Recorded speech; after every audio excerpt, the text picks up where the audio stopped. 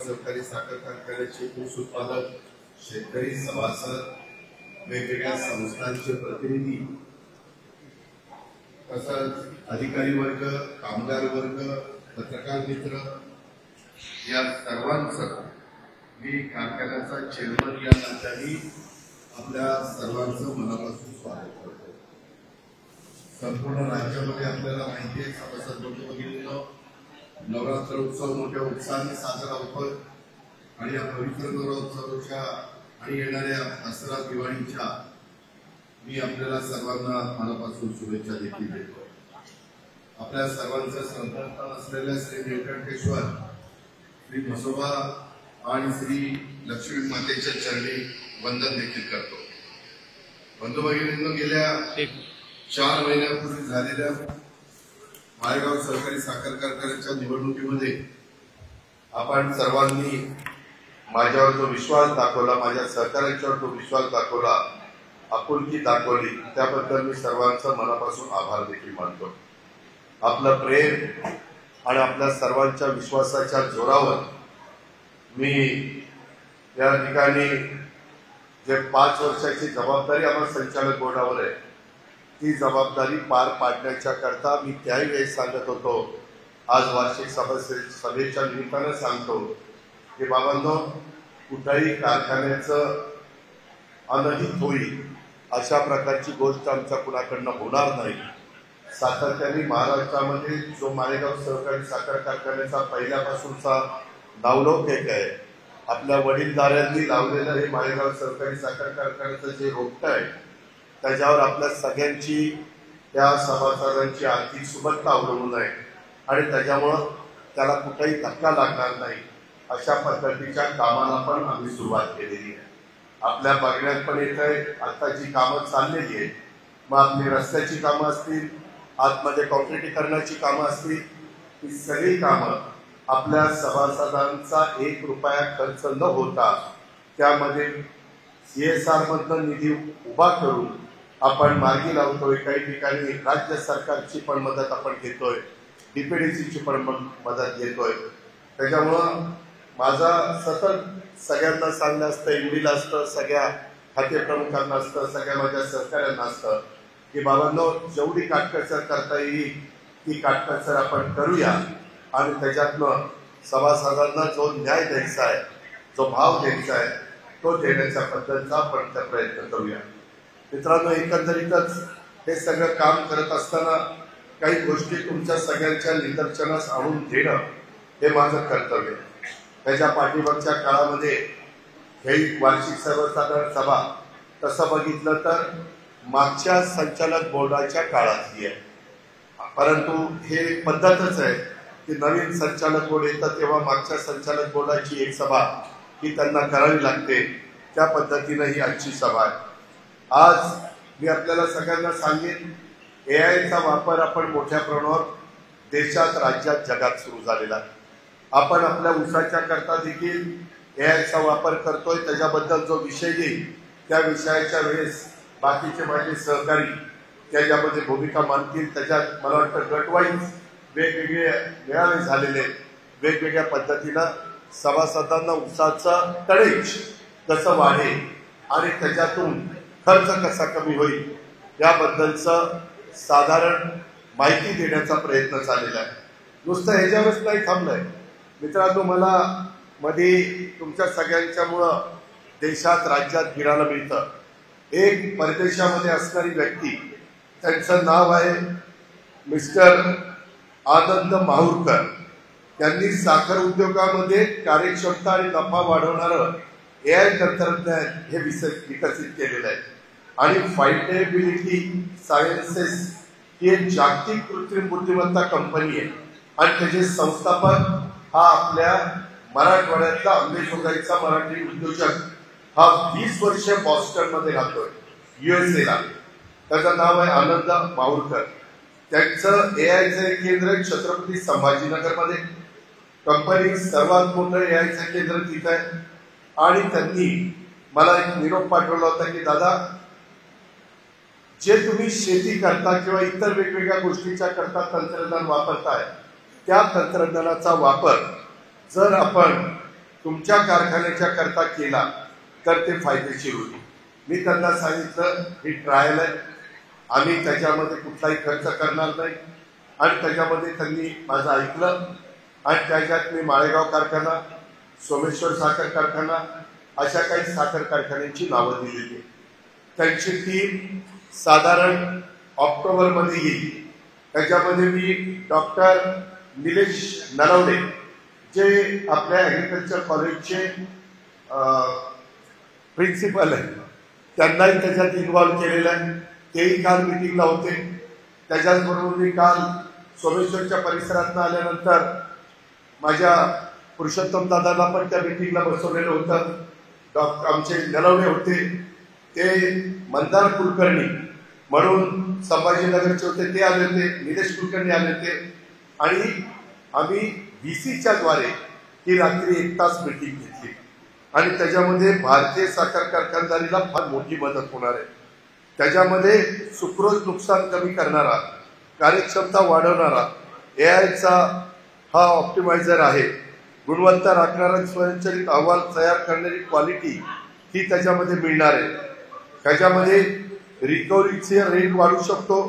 सुक्रोजचं नुकसान होतं ते त्या ठिकाणी कमी करता येतं. प्रक्रिया कार्यक्षमता वाढवता येते. अनियोजित डाऊन टाईम त्याच्यामध्ये आपल्याला कमी करता येतो. देखभालीचा खर्च कमी करता येतो. साधारण त्यांचं म्हणणं की त्या कारखान्याची कार्यक्षमता 15 लाख असली पाहिजे. आपली 15 लाख त्या ठिकाणी आहे, त्याच्यावरती काही अडचण नाही. त्याच्यामध्ये त्याचं म्हणणं आहे अतिरिक्त 40 ते 50 कोटी रुपये मिळतील. ऊर्जा आणि देखभालमध्ये बचत होईल आणि एकूण फायदा हा चांगला होईल. पहिल्याच हंगामामध्ये आयोचा म्हणजे AIचा परतावा येईल. परंतु मित्रांनो, मी त्यांना सांगितलं मी तुम्हाला पैसे देणार नाही, तुम्ही आमच्यावर ट्रायल घ्या. ती ट्रायल सक्सेस झाली तर मी महाराष्ट्र साखर कारखाना संघ जो आहे त्यांची मिटिंग लावी आणि त्याच्यामध्ये दाखवीन की सोमेश्वरला, माळेगावला ते सिद्ध झालेलं आहे. मागचं रेकॉर्ड त्यांना लागणार आहे ते आपण सगळं देऊ, काळजी करू नका. सांगायचं तात्पर्य की ज्यावेळेस आम्ही काही तुम्हाला शब्द दिलेले त्या शब्दाची पूर्तता करण्याच्या करता या सगळ्या गोष्टी आहेत. माझी तर तुम्हाला सगळ्यांना सांगणं आहे, हे जे काही मेथड आहे त्या मेथडच्या संदर्भामध्ये आपण फार पुढे गेलेलो आहे. आता आम्ही गुगलचा वापर करून साधारण गेल्या वर्षी अहिल्यानगरला ऊस किती होता आणि आत्ताच्या गुगलचा वापर करून किती ऊस आहे, तो वाढणार आहे का कमी होणार आहे, ईल्ड वाढणार आहे का कमी होणार आहे, हे देखील AIच्या माध्यमातून आपल्याला समजू शकतं. सध्या संपूर्ण मराठवाडा आणि इतरही भागामध्ये अतिवृष्टी चालू आहे. तिथं मदत करण्याचं काम मुख्यमंत्री आणि त्यांची सगळी टीम करते. कलेक्टर सगळेजण तिथं अंग झोपून काम करतायत. अशा पद्धतीनं ज्यांना याची माहिती पाहिजे असेल त्यांनी माझ्याशी संपर्क साधावा. मी त्यांना माझ्या वतीनं किंवा नलवड्यांना सांगून तुम्हाला ही माहिती देण्याचा निश्चितपणे प्रयत्न करीन. AIचा वापर केल्यामुळं, वेदर फोरकास्टिंगमुळं त्यांनी मला जे सांगितलं म्हणजे मंदार कुलकर्णींनी परवा आपल्या जळगाव जिल्ह्यात पाचोरा तालुक्यामध्ये शिंदार म्हणून गाव आहे, तिथं मोठ्या प्रमाणावर अतिवृष्टी झाली. हा मंदार AIचं काम करतो.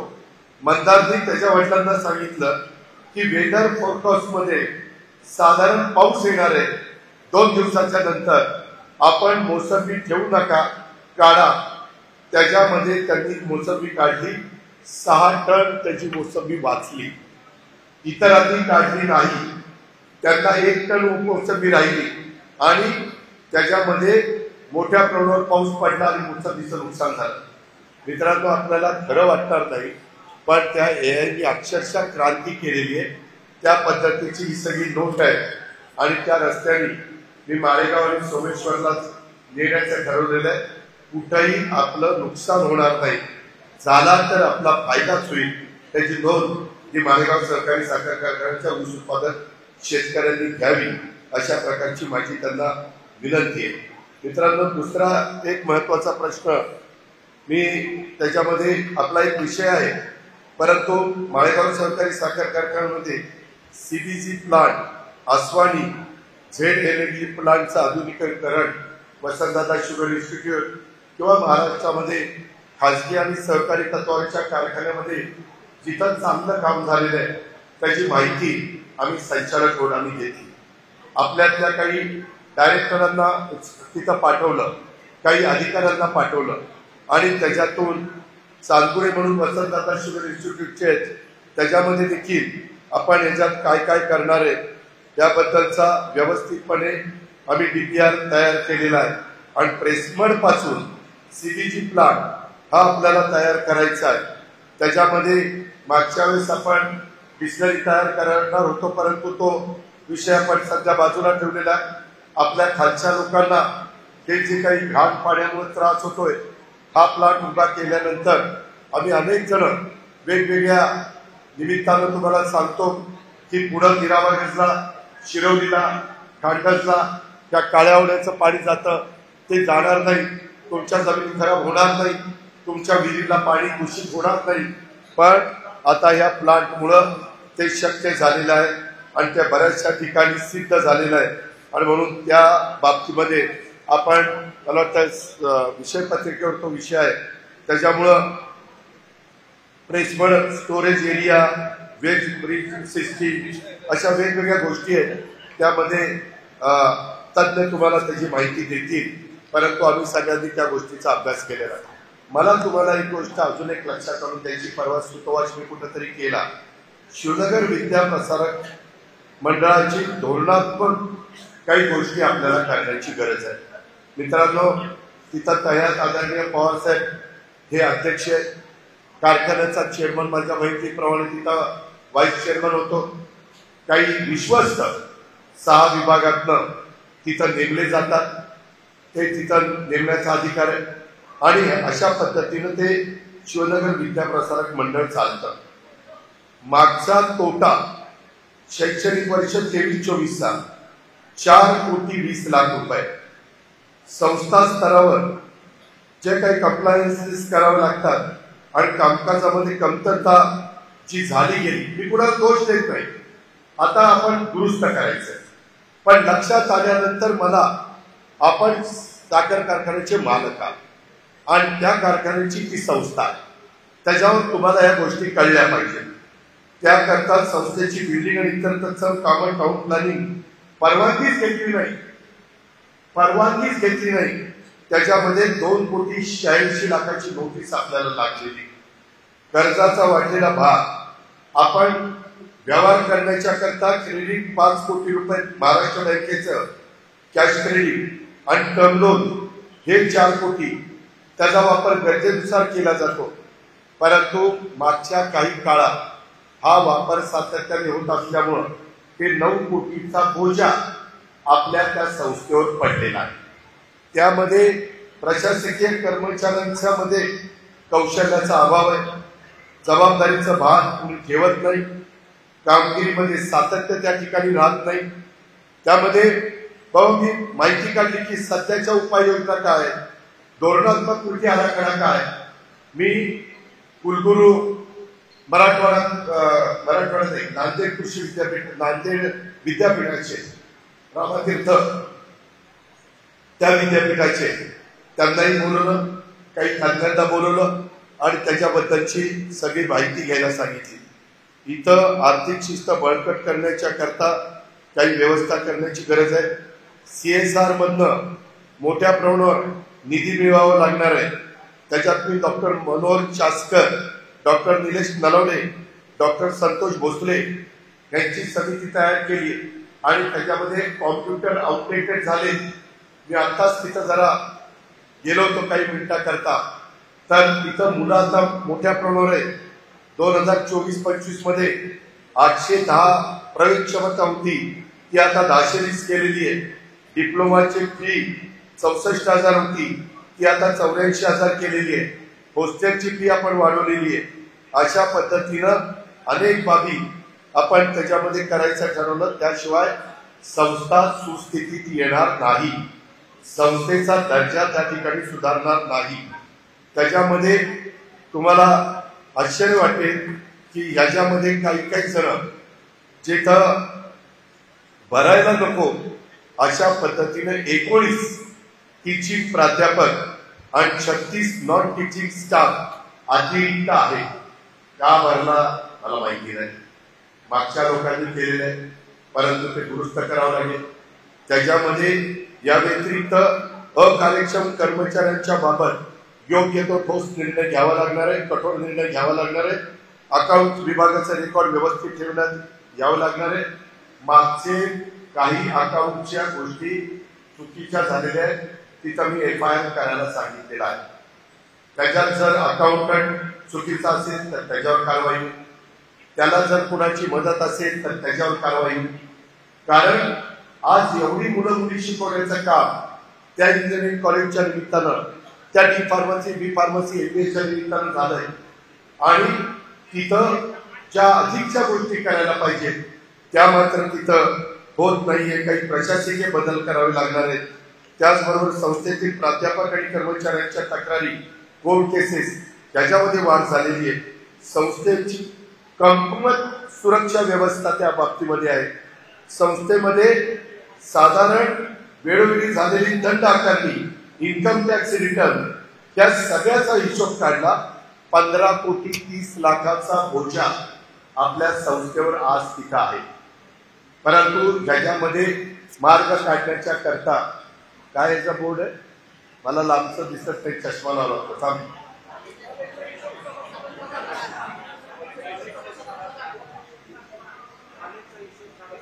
हा दाखवतो. हे मी पण तुझ्याच मताच आहे. बरं झालं, लोकांना वाटतं मीच त्याला सांगितलं बोर्ड लावतो. मी तसं सांगितलेलं नाही, मी तसा माझा स्वभाव नाही. पण मला तुमचा जास्त वेळ ह्याच्यामध्ये घ्यायचा नाहीये. तो कागद आला, मला तुमचा जास्त वेळ घ्यायचा नाहीये. तुम्हाला मी थोडक्यात सांगतो. शिवनगर विद्याप्रसारक मंडळाच्या AICTE नियमाप्रमाणे पुरेसे इन्फ्रास्ट्रक्चर नाही अशी AICTE कडे तक्रार झाल्यामुळं डिप्लोमा विद्यार्थ्यांची प्रवेश क्षमता 600 वरून 285 वर आली. स्टाफ तसाच राहिला. 600 मुलं असताना स्टाफ तेवढाच, आता 285 ला पण स्टाफ तेवढाच. पगारावरचा खर्च त्याच्यावर जास्त होतो. उत्पन्न कमी झालं कारण विद्यार्थी कमी झाले. वाढलेला खर्च भागवण्याच्या करता मी मगाशी सांगितलं 5 कोटी कॅश क्रेडिट, टर्म लोन 4 कोटी महाराष्ट्र बँकेकडनं घेतलेलं आहे. त्याचं व्याज भरावं लागतंय. मुद्दल ते कॅश क्रेडिट आणि हे डोक्यावर बसलंय. 23-24 मध्ये विविध शाळा आणि महाविद्यालयाची एकत्र तूट 4,21,00,000 रुपये झाली. संस्था स्तरावर कंप्लायन्स व बिल्डिंग काउंट प्लॅनिंगची ते परवानगी नसल्यामुळे अतिरिक्त 2,86,00,000 भरावे लागणार आहेत. भरावी लागली. 9 आणि 2009 ते 2022 संस्थेतील कर्मचाऱ्यांचा कालावधीचा पगार वेळेत न झाल्यामुळे प्रॉव्हिडंट फंड दिला गेलेला नाही.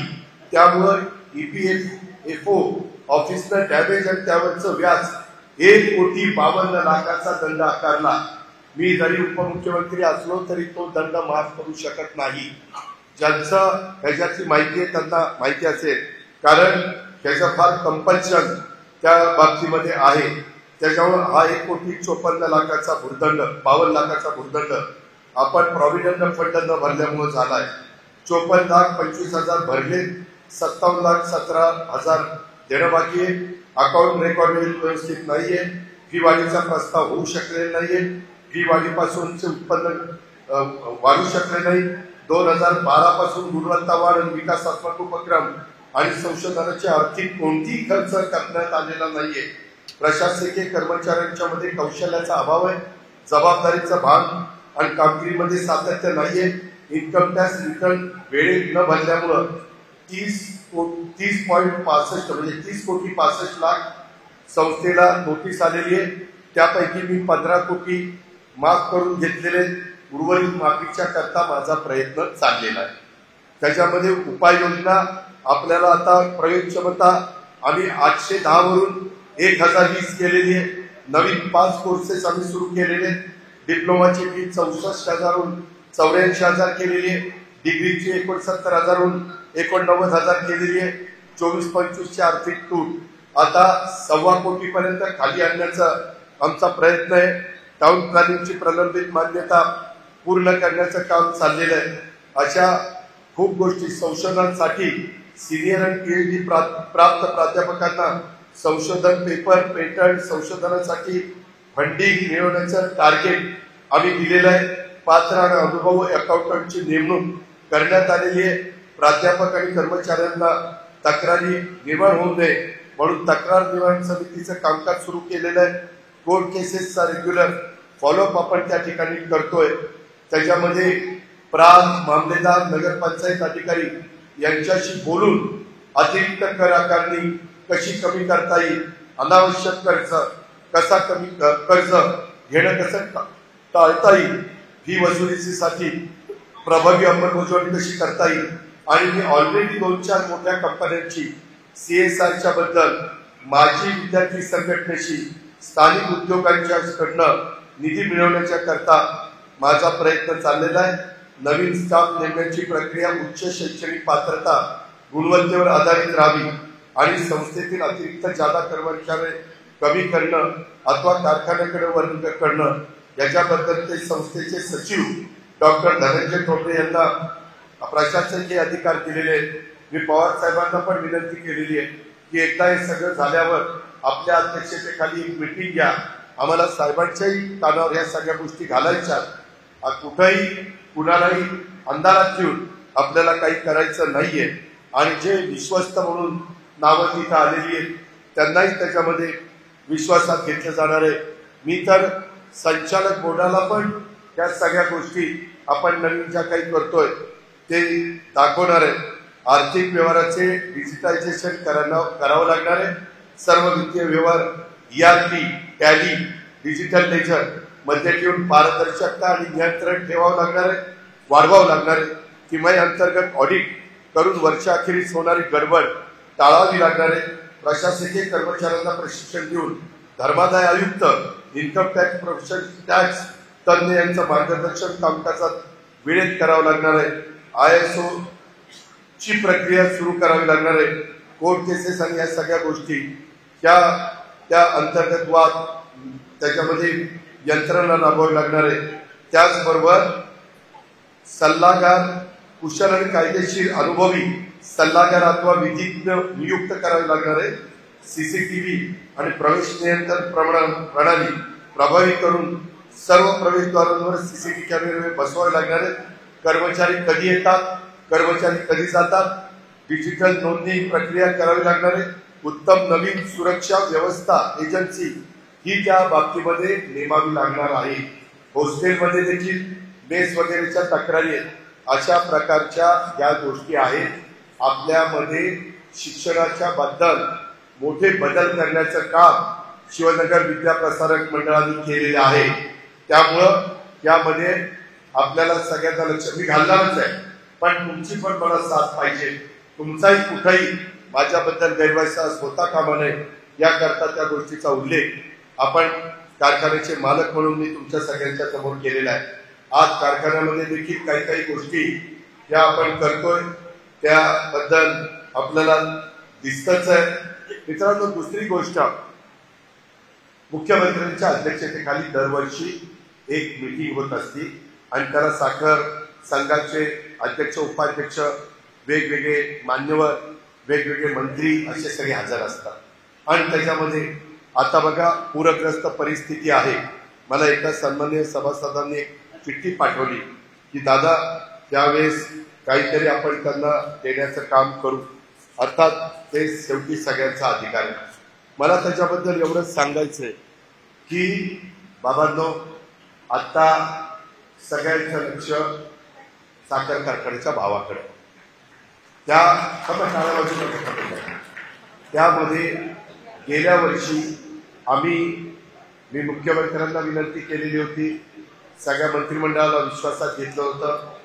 भोजनचा दर 4.5 रुपये होता, तो 6 रुपये करावा। त्या पद्धतीनं आपण तो 6 रुपये करण्याच्या करता जो 1.5 रुपयाचा गॅप होता तो सगळ्या कारखान्यांना दिला। ज्यांचा 6 रुपयाच्या वर होता त्यांचा काही प्रश्न नव्हता। त्याच्यातनं आपल्याला माझ्या माहितीप्रमाणे 7.5 कोटी रुपये साधारण मिळाले, 7.5 कोटी रुपये मिळाले। आपल्याला 100 रुपये दर तिथंच त्या ठिकाणी वाढला, कारण गेटकेन तेवढाच साधारण आपला गेटकेन नाही सभासदाचा तेवढाच होता. मी मुख्यमंत्र्यांना म्हटलं की मुख्यमंत्री महोदय, एक वाद निर्माण झालेला आहे. देशाचे गृहमंत्री आणि सहकार मंत्री यांनी असं सांगितलेलं आहे की यंदाचा भाव काढताना यंदाची रिकव्हरी आणि तोटी वाहतुकीचा खर्च हा धरून त्याची बेरीज वजाबाकी करून भाव दिला पाहिजे. काही लोकांचं म्हणणं गेल्या वर्षीचा रिकव्हरी, गेल्या वर्षीची म्हणजे तो आता सीझन बंद झाला त्याची नाही, गेल्या वर्षीची रिकव्हरी ती आणि त्याची तोडणी वाहतूक. आता कधी कधी गेल्या वर्षीची तोडणी वाहतूक नंतर वाढ झाली की ती ह्या वर्षावर पडते ना. त्यामुळं अमित शाह साहेबांनी घेतलेला निर्णय आम्हाला योग्य वाटतो. साखर कारखाना संघाने तशा प्रकारचा निर्णय घेतलेला आहे, परंतु अंतिम निर्णय या राज्याचे मुख्यमंत्री देवेंद्र फडणवीस साहेबांचा असतो. त्याच्यामुळे त्यांच्या पुढं मी त्यांना म्हणत होतो की लवकर मिटिंग घ्या, परंतु 22 तारखेला हे पावसाला सुरुवात झाली आणि मुख्यमंत्री म्हणले की आपल्याला ती मिटिंग पुढे करते. अर्थात आपले बांधव, आपल्या भगिनी या घरदारं पडली, पिकाचं नुकसान झालंय, अक्षरशः जे काही होतं ते सगळं उद्ध्वस्त झालं, प्रचंड नुकसान झालं. त्यामुळे त्यांना पुन्हा सावरण्याच्या करता, आधार देण्याच्या करता आम्हाला जावं लागलं. 29 तारखेला मिटिंग होती, परंतु काल पुन्हा निरोप आला की ती 30 तारखेला केलेली. 30 तारखेला आमची कॅबिनेट असते. कॅबिनेटमध्ये आपल्याला कॅबिनेट झाल्यावर आमची 12ला सुरू होती, 2ला संपते आणि मग ही मिटिंग होती. त्याच्यामध्ये सुप्रीम कोर्टात मॅटर आहे. आता वेगवेगळ्यांनी तिथं वकील लोक दिलेली आहेत. सुप्रीम कोर्ट त्या संदर्भामध्ये ते सर्वोच्चच आहे, पण सहकार मंत्रालय पण सर्वोच्च आहे. त्यांनी सांगितलं 10-25चा बेस धरून तुम्ही पहिलं पेमेंट त्या बाबतीमध्ये करून टाका आणि तुमचं जे काही रिकव्हरी आणि तोडणी वाहतुकीचा खर्च आहे त्या पद्धतीनं बाकीच्या गोष्टी करा. याबद्दलचा विषय 30 तारखेला असल्यामुळं त्यात आज माझ्याबरोबर पुरुषोत्तमदादा जगताप पण होते. त्यांनी जरी डिक्लेअर केलेला असला तरी ते म्हणले की दादा आता ह्याचं काय होणार आहे. म्हणलं तुम्ही डिक्लेअर करायला घाई केली, तुम्ही त्या मिटिंगचे काय चालू तोडणी वाहतुकीचा दर आणि चालू रिकव्हरी का गेल्या वर्षीचा तोडणी वाहतुकीचा दर आणि गेल्या वर्षीची रिकव्हरी हे जोपर्यंत साखर आयुक्ताला सूचना मंत्री समिती पूर्ण येत नाही तोपर्यंत आपल्याला काही पुढे जाता येत नाही. त्याच्यामुळं ते पण थोडेसे बुचकळ्यात पडलेले आहेत. परंतु आता एकदा बाण सुटला की सुटला, त्याच्यावर त्यांनी जाहीर करून टाकलेले आहे. पण नंतर पुन्हा त्यांची मिटिंग मला वाटतं 29ला का काहीतरी 29 तारखेला ते त्याच्याबद्दलची माहिती देतील. मला तुम्हाला पण सगळ्यांना सांगायचंय की 30 तारखेला मात्र मिटिंग कुठल्याही परिस्थितीमध्ये घ्यावी लागेल. काही कारखाने आपल्याला कधी सुरू करायचे. आमचे कोल्हापूरचे लोक म्हणतात तुम्ही 1 तारखेला सुरू करा ऑक्टोबरला. आता पाऊस एवढा पडलेला आहे की तिकडच्या भागातले लोक म्हणतात 15 ऑक्टोबर किंवा 1 नोव्हेंबरला करा. गेल्या वेळेस कारखाने 1 नोव्हेंबर कधी गेल्या वेळेस 1 नोव्हेंबर का 15 नोव्हेंबर असं चाललं होतं, पण 16 नोव्हेंबर पासून कारखाने सुरू झाले. आता नवरात्रोत्सव चालू आहे. 2 तारखेला दसरा आहे, विजयादशमी. त्या दिवशी बॉयलर प्रतिपादन आपण व्हाईस चेअरमन यांच्या हस्ते ठेवलेलं आहे. बरेच कारखाने 2 तारखेला बॉयलर पेटवत आहेत.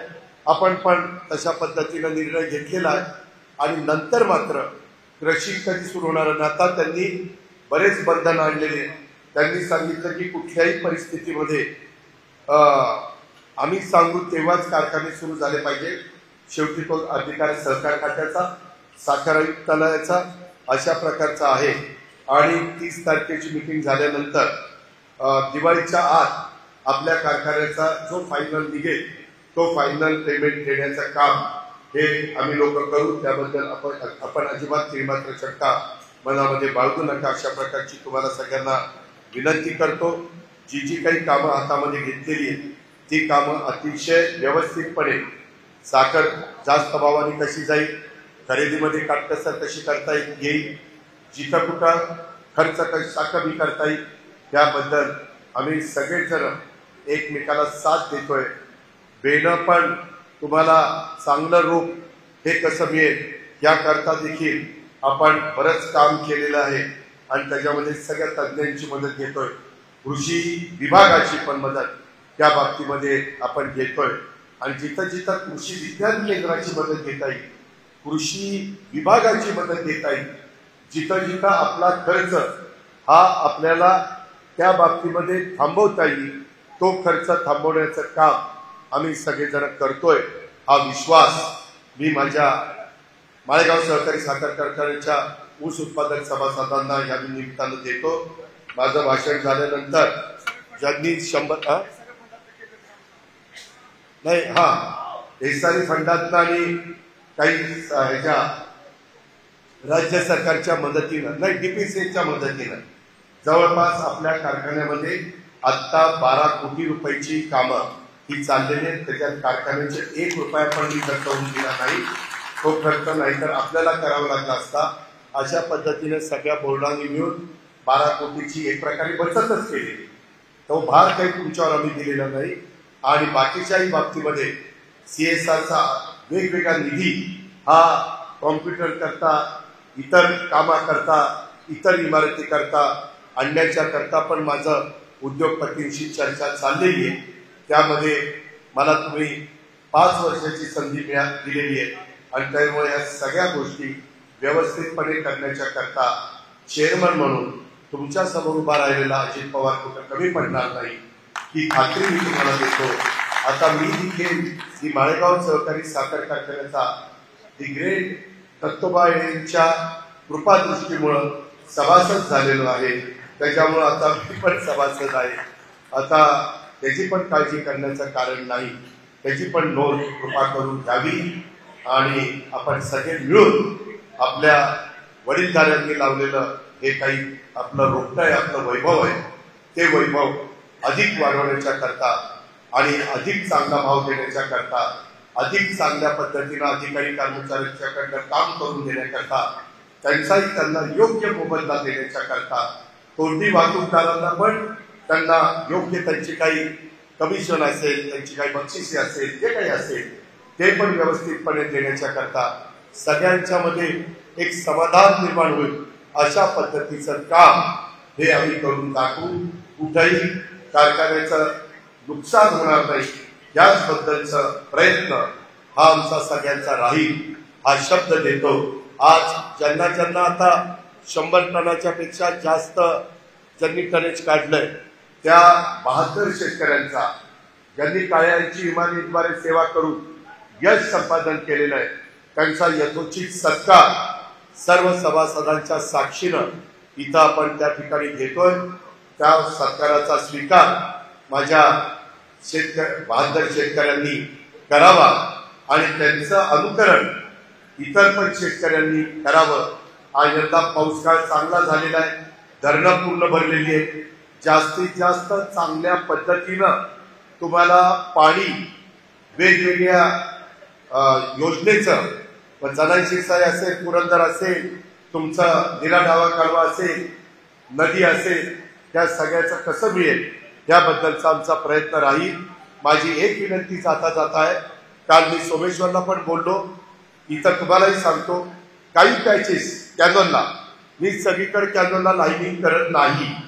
मला माहिती आहे तुमचा विरोध आहे, पण जिथं वळण आहे, जिथं कॅनॉल फुटण्याची शक्यता आहे, मध्ये पिटवीला फुटला किंवा जिथं गळती जास्त आहे तेवढे काही पॅचेस काढण्याच्या करता आणि काही फाटे मला चांगले करायचे.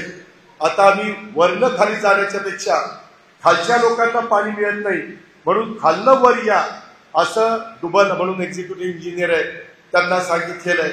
आणि असं करत ते फाटे कुठं बाबडी उगवल्यात, कुठं झोडपं झालीत, कुठं बेटं झालीत. जर मला फाटे स्वच्छ करण्याच्या करता तुम्ही सगळ्यांनी साथ दिली तर आपल्या पाण्याच्या पाळ्या लवकर सुटतील. काय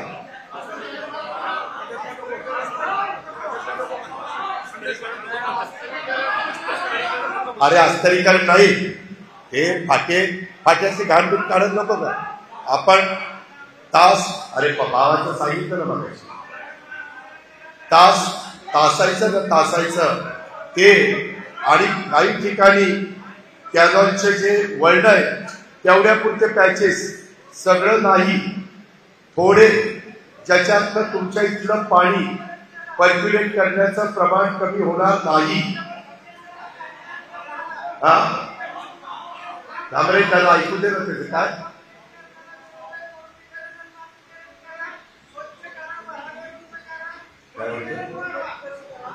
अरे बाबा तेच करायचं आहे, फक्त काही ठिकाणी वर्ल्ड आहे जिथं पाणी किंवा पुरण फुटण्याची शक्यता आहे. एक मिनिट बाबा, तुझं ते मत आहे, आम्ही काय करायचं ते करू, आम्हालाही कळतंय, आम्ही पण शेतकरी करू, कुठलाही शेतकऱ्याचं तुलाही पाहिजे का. आता सरकारने निर्णय घेतला इथून पुढं नीट आहे का, इथून पुढे जी धरणं होणार आहे ते सगळ्यांचं बंद पाईपलाईन मधलं पाणी जाणार किमान. आणि तुम्हाला एक आठवत असेल, मागं आपल्याही भागात बंद पाईपलाईनचं पाणी आणावं अशी चर्चा झालेली होती, त्यावेळेस मीच विरोध केला होता. त्याच्यामुळं आपल्याला कुठेही सरसकट लाईनिंग करायचं नाही, पण जिथं काही 100 फुटात 200 फुटात असे पॅच, त्या ठिकाणी आपल्याला पाणी प्रचंड पर्क्युलेट होतं, ओढ्या नाल्याला करून त्या नदीला जातं आणि सगळं पाण्याचा अपव्यय होतो. तो होऊ नये त्या पद्धतीनं आपण करूया. मी कुठेही, तुम्ही मला अनेक वर्ष प्रतिनिधित्व दिलंय, मी कदापि तुमचं नुकसान होऊन देणार नाही, आणि जर तशा पद्धतीने कुठं झालं तर पुन्हा ते उकरून देईल, इथपर्यंत माझी तयारी आहे. एवढंच सांगतो आणि सांगतो. धन्यवाद. जय हिंद, जय महाराष्ट्र.